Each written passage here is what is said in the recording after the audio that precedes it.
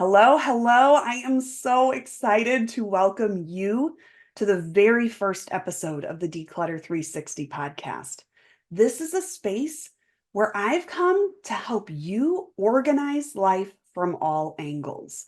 Because the fact of the matter is that we can't just go in thinking we are tackling our organizational trouble spots in our physical space and ignore the other pieces that need to come into play. We're going to be talking about organization. Yes. We're going to be talking about decluttering. We're going to be talking about best practices and tips and tricks and sharing all of my knowledge that I've learned over the years in being a certified professional home organizer and also a certified mindset coach. Which brings me to that last piece that we're going to be talking about is the mindset that's required to partner with all of those other great tips and tricks that's going to allow you to unlock your ability to live life exactly the way you want to be able to show up in life exactly the way you want to, because life is organized from all angles. That's what this podcast is all about. And I am so, so thrilled that you are here to join in this journey with me. And I want to get started by sharing a little bit of my own personal story because, I think there's some value in that, not just in, giving you an idea of, oh, how did I get into organizing, but understanding that you and I are a lot alike, my friend. And I believe that you are here because of that. I look back at my life and thank goodness for like Facebook memories, time hop, all those kinds of things. So we can go back and kind of see what we were saying about life 10 or more, even 15 years ago. And it's really interesting when I look back at my Facebook memories, and this actually happened, in maybe the last 8 or so weeks that I've been looking as I've been working on developing this podcast and also the blog. Don't forget to check out the accompanying blog posts that go with each of these podcast episodes. But I saw this trend in my Facebook memories where I was talking a lot in especially like 2012, 2013 about how, oh my gosh, I have so much stuff. We have got to declutter. And I used that word and I thought that was just really interesting. I have got to declutter this house. Okay, now just to give you a little bit of context, in 2012, 2013, I was a stay-at-home mom with one child, with my older son. And we were starting to think about the idea of potentially adding to our family, growing our family. Okay. And we were living in a 1,000 square foot little home. I thought, did a really great job of utilizing the space in that home with what we had with our little family of three. But I was starting to see, we had been there about 5 years, that we were busting at the seams. And so you see this trend in my like Facebook status updates or whatever they called them back then, that in 2012, I was complaining a lot about kind of drowning in clutter in my own home and looking for a way to get out of that and constantly working on and how good it felt to declutter another space. And oh, I took another trip to the donation drop-off center and all those kinds of things. And it was really interesting to me because obviously looking back here on more than a decade's time and seeing that we finally decided there was no way we could add to our family in that home. That's what our mindset was telling us. It wasn't possible for us to add another living, breathing human being to this family and all of the stuff that was going to come with that living, breathing human being, right? We know babies are so tiny and sweet and special, but they come with a lot of stuff, right? I had one, I had experience with that. I knew, or I thought I knew what I was talking about. And this 1,000 square foot home wasn't going to work for us. So what did we do? We moved. We doubled the square footage, actually just slightly over doubled the square footage of our home. Plus, the new home that we bought had a partially finished basement. That was a big upgrade that we didn't have at our previous home. So we thought this is great. We can utilize the space in different ways. All these toys that have taken over can go to the basement. Spoiler alert, they took over our living room and family room and basement and some other spaces as well, because I thought adding more space was going to solve the problem. It didn't. I didn't need more space. What I needed was a shift in my mindset. What I needed was a different set of expectations, knowing that I couldn't just keep bringing stuff into the house. I had to make some decisions. And that, my friends, took me many, many years here in this house that was twice the size of our first home, our starter home, whatever you want to call it. And I needed to understand that I had to not just do things differently, but I had to think differently to be able to actually make that change. So if you go take a peek at the very first blog post in Declutter 360, the blog, you're going to get to see some images, a before and an after shot of like what even our unfinished part of our basement looked like, because that, I mean, hopefully you can relate to this one with me. Talk about a catch-all cluttered space, right? Don't know what to do with it? Throw it in the storage room.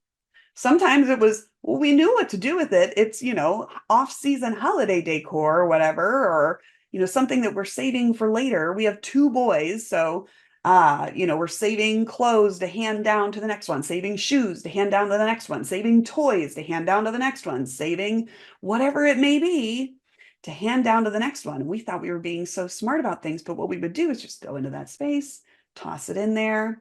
I would clean the space. And I told myself I was reorganizing, but really all I was doing was tidying up. I was putting a band-aid on the problem every year when I would go in for my annual clean up the basement storage area.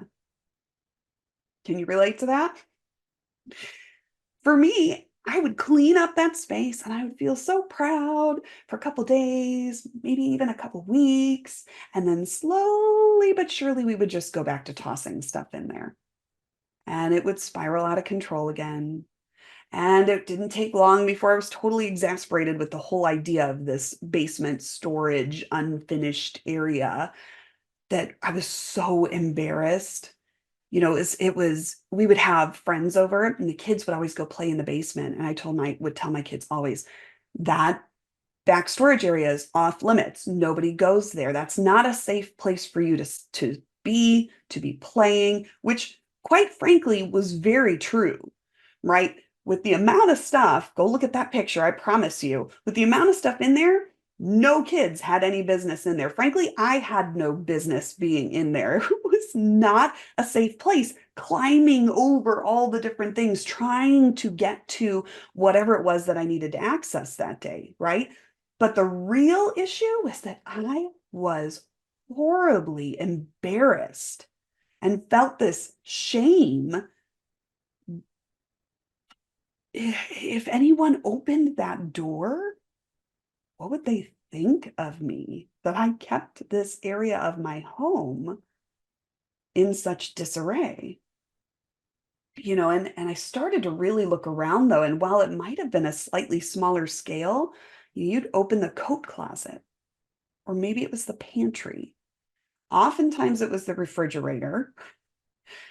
But the laundry room, which also kind of serves as our mudroom because it's our entryway, kind of our main entryway for us into the home. It leads from our garage into our kitchen. It's where we park and come and go from, day in and day out.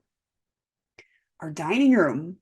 Oh my gosh. Anybody else use their dining room as a drop zone? I mean, who now, like, I'm one of those borderline Gen X millennial folks, okay? And I didn't really always understand the purpose of having a formal dining room for myself. We eat in there a handful of times a year.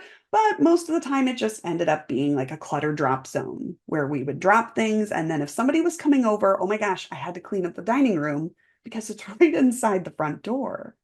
We had all these spaces in our home that we were trying to hide because of these feelings of embarrassment or shame. And then at the same time, those feelings of embarrassment and shame were coupled with feelings of guilt. I didn't want to get rid of this stuff because maybe it was a gift. Maybe it was a really well-intentioned gift that somebody gave to me, that somebody spent their hard-earned money on. And I felt guilty about getting rid of it, even if it was something that I no longer use, maybe never even used. Maybe it was even something that I asked for, but I no longer use or have never used. But I felt that guilt around getting rid of it, or around the guilt from, knowing that I had spent our money or my husband had spent our money getting this item. And either now it was in disrepair or out of style, or we didn't use it. But I still had this guilt that it was money wasted then, or it would be money wasted. That's what I told myself. It would be money wasted if I got rid of it. So you see, there's all these stories, all these lines of thinking that are going on in our minds, kind of behind the scenes, that we don't even realize. This is all part of our subconscious thinking or unconscious thinking. And when we really bring that to the forefront, that's when we can start to see that, it's not about wasted money or wasted intention. If it was a gift, that gift served its purpose. It served its intention. It made the gift giver feel good. It made us as the gift receiver feel good when we received it, that someone thought enough about us and loved us enough to purchase us this gift, or to think of us if they were, handing something down to us, sharing something from their own home with us. It served its purpose. And even, when you think about the idea of money wasted, we'll get into this more in other episodes, I am sure, but it's like, the money isn't wasted by me getting rid of it now. The money was wasted when I bought it.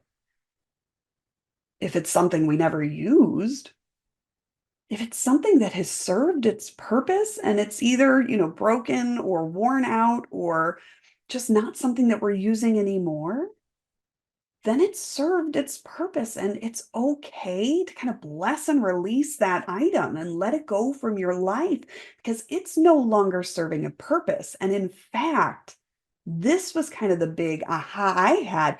It was keeping me from my current and future purpose. Those pieces of clutter were holding me back from being able to show up as the person I wanted to show up as for myself, for my family, for my friends, coworkers, whatever it may be. The clutter in my life was keeping me from being that version of myself, that version of Lauren that I wanted to be. The clutter would keep me in a state of overwhelm, exhaustion. Have you ever felt like that? Just absolutely overwhelmed with all the stuff.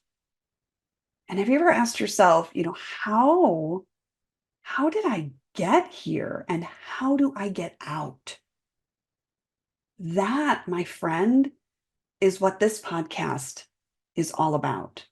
And I am, again, so thankful that you're here with me on this journey and we're able to share in this experience together. Because now that I've gone through this process and I've decluttered my home and organized it in a way that helps serve its current purpose, now my home is mostly, right? Because no process is perfect, but it's mostly a sanctuary for me. It's a place that I enjoy being, and it's no longer a place that stands in the way of me being the version of Lauren that I want to show up as, right? That's what I want for you. And that's what I want to share with you. But the magic really happens in understanding that just because I've decluttered my home and, like I said, organized it for its current function, process, intention, purpose, whatever you want to call it, it's an ongoing process. I'm never done decluttering. I'm never done organizing.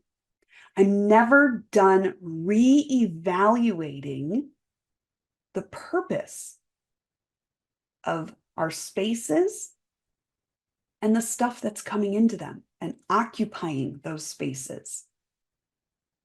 Because life, thankfully, is dynamic. That's a blessing, my friend, that our lives are dynamic and that we can constantly be making the decisions to treat it as such and to be always reevaluating our lives and the stuff in it and serving and deciding what purpose it's serving. That's significant. And I'm so, so, so excited to be sharing this with you and have the opportunity to keep sharing it with you as we continue in our decluttering journey together. So come on back and join me next week. Thank you so much for joining me today. And just remember, please, that living life with intention and being able to show up the way you want to show up all starts with getting organized from all angles. See you next time.